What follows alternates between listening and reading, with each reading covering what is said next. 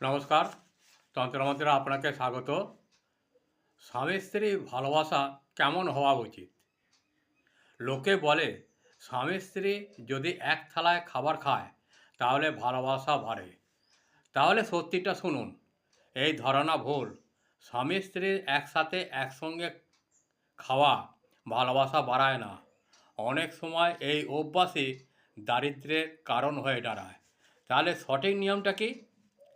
যেমন স্বামী যে থালায় আহার করেছেন সেই থালা আর সাধারণ থাকে না। তারপর সেই থালাতেই যদি স্ত্রী খাবার নিয়ে খায় তাহলে আর সেটা এঁটো থাকে না, সাক্ষাৎ প্রসাদে পরিণত হয়। এখান থেকেই সম্মান বাড়ে আর ভালোবাসা ধীরে ধীরে বৃদ্ধি পাওয়া শুরু করে।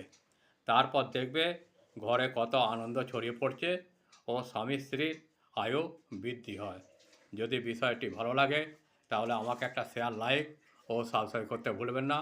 যারা আমাকে সাবস্ক্রাইব করেছেন তাদের উদ্দেশ্যে জানাই আন্তরিক ভালোবাসা ও বড়দের প্রণাম।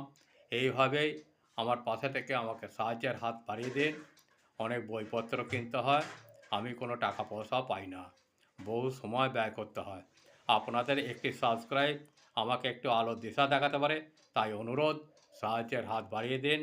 শেষে বলি, মা তারা, ঠাকুর রামকৃষ্ণ, মা সারদা, বাবা বামদেব সকলকে ভালো রাখুন, সুস্থ রাখুন। নমস্কার, ভালো থাকবেন, ভালো রাখবেন।